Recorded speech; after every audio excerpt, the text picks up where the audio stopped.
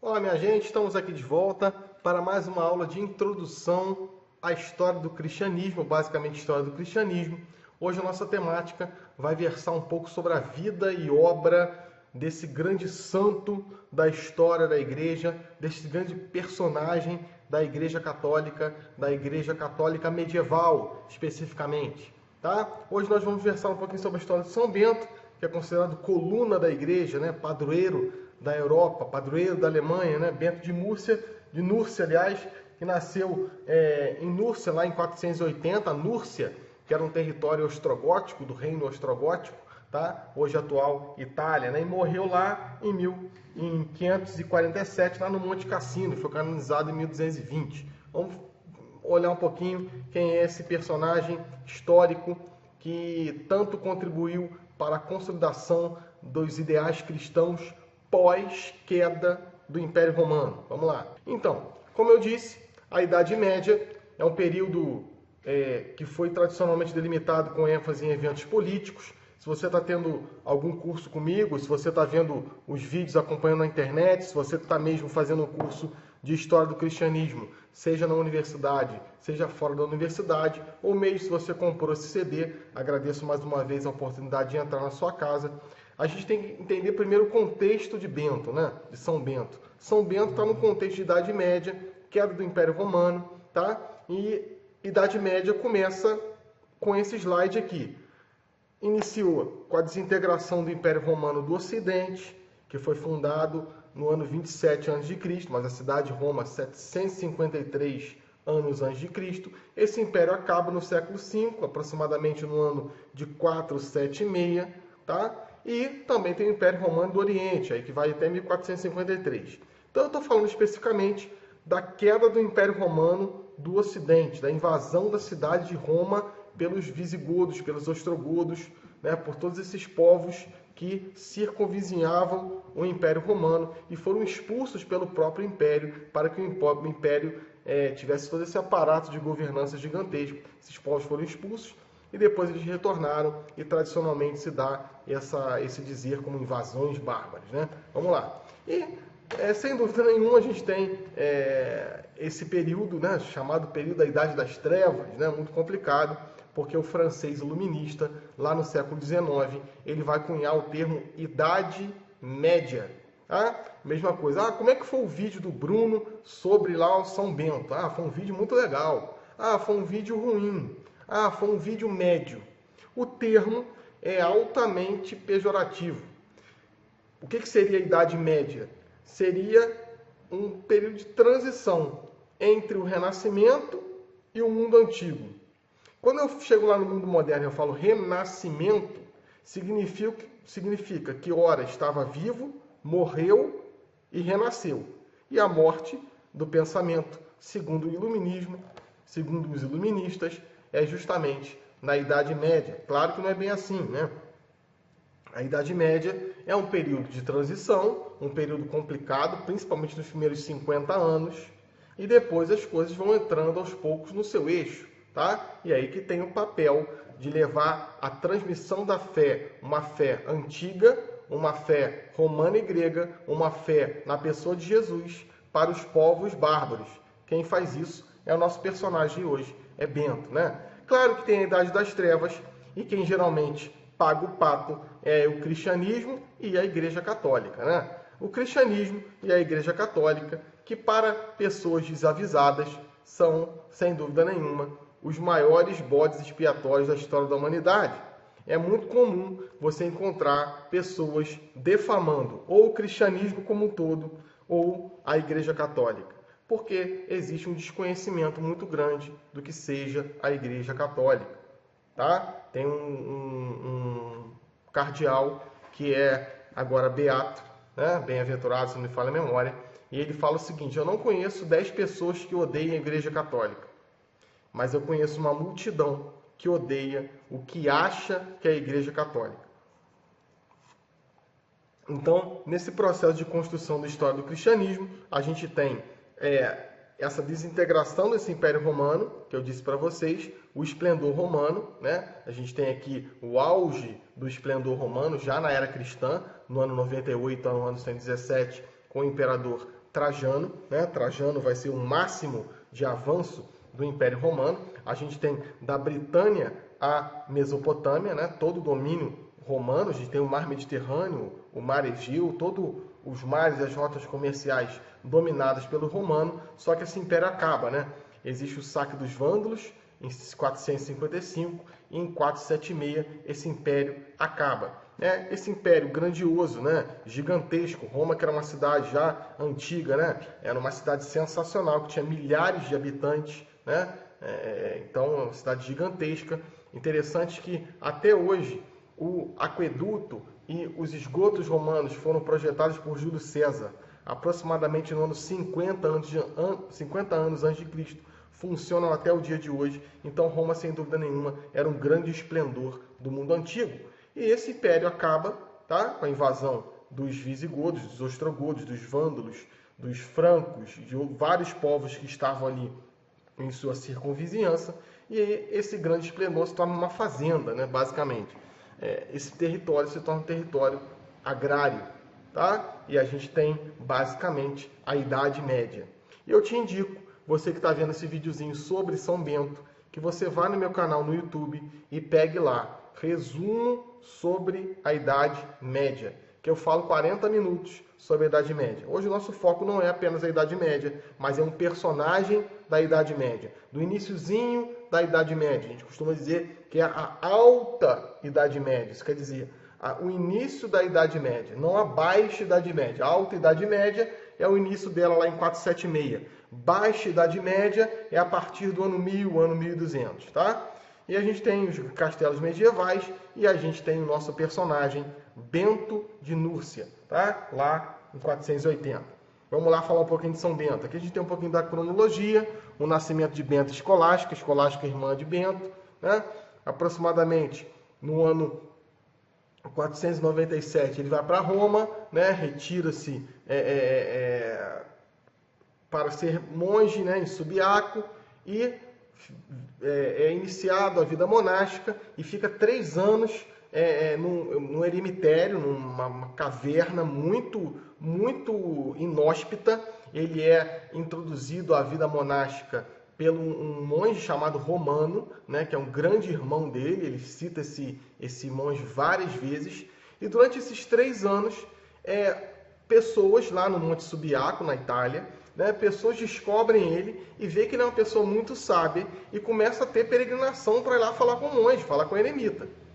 Ele consegue discípulos e com esses discípulos ele funda nada mais, nada menos do que 12 mosteiros. Tá? Em 530 funda o mosteiro de Monte Cassino, que é o mais famoso, e em 535 ele redige a regra dos monges, a famosa regra de vida, né? E em 560 morre aproximadamente, aqui eu anotei, no ano de 547 aproximadamente, 548 ele morre, e depois Escolástica também morre depois de um tempo, tá? Parece que 3 anos depois, 47, 48, 49, Escolástica também morre, né? Tem a idade muito próxima. Escolástica também fundou mosteiros, inclusive a gente tem um mosteiro aqui na cidade de Petrópolis, que é o Mosteiro da Virgem, que é o mosteiro das Irmãs Beneditinas e das Irmãs Santa Escolástica. Então, um pouco da cronologia de São Bento, né? Então, de 480 a aproximadamente 447, 448. Não tem uma datação muito precisa disso, tá? Vamos lá. Então, a regra de São Bento. O que foi a regra de São Bento? São Bento, ele vai fundar o monaquismo ou monasticismo. Lembra dessa palavra, tá? Monaquismo ou monasticismo ocidental. O monasticismo ou monaquismo existem desde os primeiros séculos do cristianismo, tá? Depois da morte de Jesus, da ressurreição de Jesus, os apóstolos começaram a pregação de fé e alguns cristãos já se retiraram para a vida de eremitério. Essa mentalidade de fugir do mundo, eu falei um pouco isso na aula lá no curso que eu estou dando agora imediatamente, lá em Teresópolis, né, um curso sobre história do cristianismo. Essa mentalidade que para você ser santo, você precisava fugir do mundo, se retirar da vida externa, literalmente, tá? Fugir do mundo exterior, é uma característica própria da Idade Média. A Idade Média achava que para a pessoa ter a santidade, ela precisava negar todo o mundo e negar fisicamente, tá? Sair do mundo, abandonar tudo e viver em eremitério. Por isso que os monges, né, têm um papel fundamental na construção do ideal cristão no mundo medieval. A regra de São Bento, como eu disse, a gente tem lá os monges do Oriente, principalmente com Santo Antão, ou Santo Antônio do Deserto, tá? Muito interessante também a vida de Santo Antão. No próximo momento, talvez, a gente pode fazer aqui um podcast sobre a vida dele.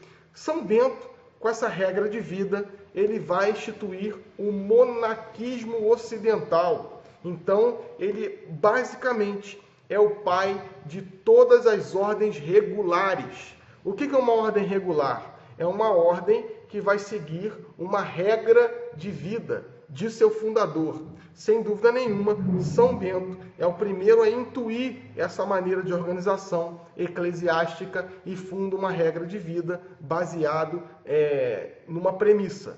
Ora et labora, trabalha e reza. Claro que a regra de São Bento não é só isso. Se você comprou o CD, se você está vendo esse vídeo na sua casa, eu coloquei também a regra de vida no CD. Tem lá a regra de São Bento em PDF para você também ter contato com essa belíssima obra medieval. Vamos avançar. E São Bento, que já era um monge, ele funda um monastério, na verdade 12 monastérios, depois um mosteiro de Monte Cassino, em torno dessa égide, em torno desse pilar que é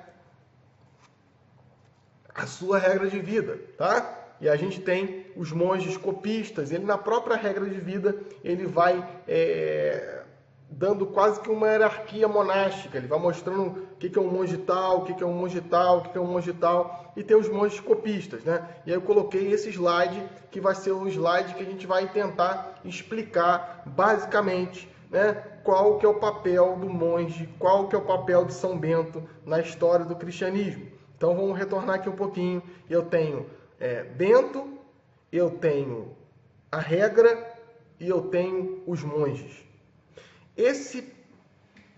Essas três coisas acontecem pós queda do Império Romano, tá? Então, basicamente, eu tenho aqui os gregos, os romanos, a cultura clássica, a cultura antiga, aqui nesses dois gráficos, né? Eu tenho os gregos e eu tenho os romanos, a cultura clássica.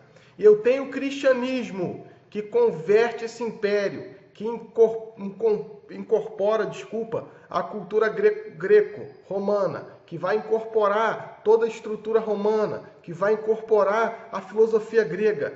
Esse cristianismo converte esse mundo antigo. Se você pegar as cartas de São Paulo vai aos poucos convertendo os gregos. Você pegar a primeira carta de São Paulo, a carta de São Paulo à comunidade de Tessalônica, na Grécia, é a primeira carta dele, sem dúvida nenhuma. Ele está tentando ali estabelecer comunidades do mundo grego. E ele, aos poucos, juntamente com Paulo e os apóstolos, juntamente com o sangue dos mártires, o cristianismo, a mensagem de Jesus, a estrutura paulina e a pregação dos apóstolos, converte esse império romano, que já dominava o território grego há alguns séculos. Porém, no ano 476, os povos que foram subjugados pelo mundo romano retomam o seu território, aqui os bárbaros e a queda do Império Romano. Então os bárbaros assumem o controle do outrora pujante império. O que acontece? Todas as estruturas, todas as instituições, toda a organização romana, todo o aparato de governança romana, quase todas as bibliotecas e instituições romanas desapareceram. Foram queimadas, saqueadas e destruídas. Qual que é a única coisa que você não consegue destruir em uma pessoa? A sua mentalidade. Por isso que eu falo lá com os alunos, né, do curso aqui de História, do curso das licenciaturas. O mundo pode te exigir tudo e te tirar tudo. Agora, o que você aprende é intocável. Esse mundo bárbaro não conhecia Jesus. Esse mundo bárbaro perdeu o seu mote romano e grego. Desconhecia a filosofia grega, desconhecia a estrutura romana, desconhecia a mensagem de Jesus e a moral cristã. O que São Bento vai fazer? Ele vai ser o herdeiro desse mundo grego, romano e cristão e vai trazer essa mensagem de São Bento para os povos bárbaros. Por isso que tem essa risca vermelha aqui. Ele vai pegar a mensagem de Jesus com a filosofia grega, com a organização romana e vai transmitir aos povos bárbaros, de tal maneira que ele vai converter o primeiro rei cristão, que é Clovis. Clovis é batizado por São Remígio na Basílica de Reims, na França, em 496. Bruno, mas 496, São Bento já com 16 anos, sim. Mas esse processo de consolidação desse cristianismo, que está começando a converter os impérios bárbaros, né? Os povos bárbaros, primeiro os francos, depois os visigodos e ostrogodos, ele vai consolidar isso. Tá? Então, sem dúvida nenhuma, Bento é herdeiro de uma tradição de um império cristão, de um império romano que é cristão. Só que esse império romano acaba e ele faz a transição. Ele pega toda a cultura greco-romana e consegue transportar para um outro momento, que não é nem cristão, nem romano, nem grego, é bárbaro. E ele consegue salvaguardar essa mentalidade cristã, principalmente através dos textos que foram copiados e recopiados e transmitidos nos mosteiros beneditinos, nos mosteiros medievais. Você imagina que não teríamos contato, talvez com a Bíblia, talvez com os relatos do Novo Testamento, talvez com os textos de Platão, talvez com os textos de Paulo de Tarso, talvez com os textos de Agostinho de Hipona, de Ambrósio, de São Cirilo de Jerusalém, se não fosse o mosteiro. Claro que isso é uma letra visível. A letra que não está visível, isso quer dizer, a mentalidade que foi salvaguardada pelos mosteiros, é a grande obra desse santo do cristianismo, desse santo medieval, desse personagem que, sem dúvida nenhuma, salvou a igreja nesse contexto. Sem dúvida nenhuma, o papel de Bento, o papel do mosteiro medieval é salutar para que entendamos o processo de recristianização desse território. Esse território que não era cristão, que era um território romano, que foi impactado pela mensagem de Jesus, que foi convertido pela mensagem de Jesus. Vem um povo que não é cristão e acaba com essa estrutura, acaba com esse processo de governança, e aí vem uma outra estrutura com os mosteiros beneditinos, com a pregação de Bento, com a regra de São Bento, e recristianiza de novo esse território. Por isso que eu canso de dizer, e na verdade não canso de dizer, que o cristianismo, sem dúvida nenhuma, é o maior empreendimento intelectual da história da humanidade.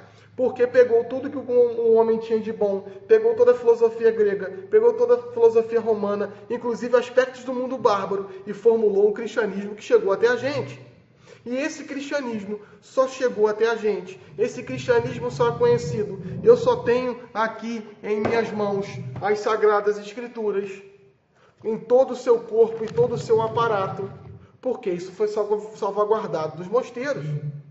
Claro que eu tenho as Sagradas Escrituras já no Concílio de Nicéia, já em 325 a gente tem definido o cânone bíblico. Só que os bárbaros invadiram o Império Romano e destruíram as bibliotecas e destruíram as instituições. Se nós temos essa letra, sem dúvida nenhuma, tem o traço e a marca de Bento e da Ordem Beneditina. O que seria do mundo europeu? O que seria do mundo ocidental sem Bento, sua regra e seus monges? É uma questão a se levantar, visto a importância desse personagem na história do cristianismo. A gente tem um pouco mais tarde o mosteiro de Cluny, na França, tá? E o mosteiro de Cluny, aí é o mosteiro de São Bento, né? O mosteiro de Cluny, eu botei algumas coisas aqui do mosteiro de Cluny, né? A abadia de Cluny reúne os eclesiásticos que lutavam pelo restabelecimento do poder divino da Igreja Católica sob o Sacro Império Romano Germânico. Aqui a gente está no contexto já de Carlos Magno, já no contexto do ano 800. Né? E tem a famosa, a origem da famosa Concordata de Worms, que é uma tentativa da retomada do pensamento do Gregório VII, né? Com Ditatus Papae. Aqui manda a igreja. Na igreja manda a igreja, né? Então ele quer acabar também a questão das investiduras laicas. O que era investidura laica? Era um leigo que tinha posse e ele comprava uma investidura sacerdotal, eclesiástica, episcopal. Tá? Isso era muito complicado na igreja, né? Então a gente tem o mosteiro de Cluny, que sem dúvida nenhuma foi um dos maiores irradiadores de cultura do mundo europeu. E em torno do mosteiro medieval surgiram nada mais, nada menos que as cidades de Florença, de Siena, tá? De outras grandes cidades, Praga, tá? Berlim, grandes cidades medievais, Inglaterra, grandes cidades medievais surgiram dos mosteiros. Né? As pessoas falam assim, Bruno, mas a educação no mosteiro era só para rico. Não, não, não, não, não. Pessoas que estavam em torno também tinham acesso ao mosteiro. Tá? Por exemplo, você pega o Gregório VII, né? Um dos maiores personagens da história do cristianismo. Era filho de um sapateiro. Olha, então o mosteiro não tem apenas um papel de eclesiástico. Ele tem um papel eclesiástico, mas ele tem um papel cultural, se podemos separar o eclesiástico do cultural. Ele tem um papel cultural, ele tem um papel educacional e ele tem um papel na questão do processo de urbanização e de civilização de um mundo europeu pós-queda do Império Romano. A gente tem o belíssimo mosteiro de São Bento no Rio de Janeiro, né? E aqui a gente tem a medalha de São Bento, né? A famosa medalha de São Bento. Lembro que São Bento não é apenas um místico na história do cristianismo. Ele é um místico também. Falei isso essa semana lá para os alunos de Teresópolis. São Bento é um místico também. Tá? A história dele não se finda apenas numa medalha milagrosa, apenas numa oração de exorcismo. Não é isso apenas. A obra dele é muito maior do que isso.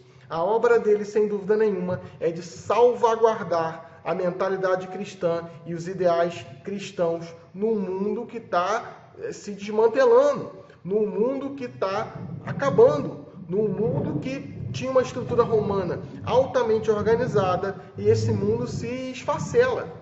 E mesmo assim, eu mantenho a mentalidade cristã e consigo fazer um processo de transmissão dessa mensagem, contrapondo a mensagem dos povos bárbaros e assim reconduzindo esse império romano, esses povos bárbaros a uma mensagem cristã.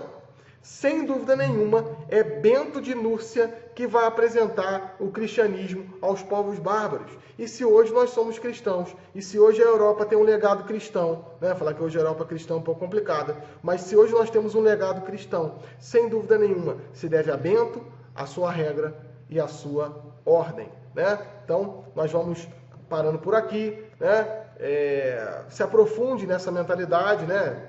Eu gostei muito aqui desse slide, que você tenha isso em sua mente. São Bento é aquele que vai transmitir o cristianismo para os povos bárbaros e converte esses povos. Sem dúvida nenhuma, os mosteiros são os primeiros grandes irradiadores de cultura pós-queda do Império Romano. Nós vamos percebendo como que as construções desse cristianismo que nós vivemos até hoje são feitas em detrimento à história, em detrimento a pessoas que se dispõem, escolhidas, né, uma visão espiritual, escolhidas por Deus para transmitirem esse conhecimento. Nós vamos ficando por aqui. Eu agradeço mais uma vez a oportunidade de entrar em sua casa. Então, até a próxima. Um forte abraço. Ave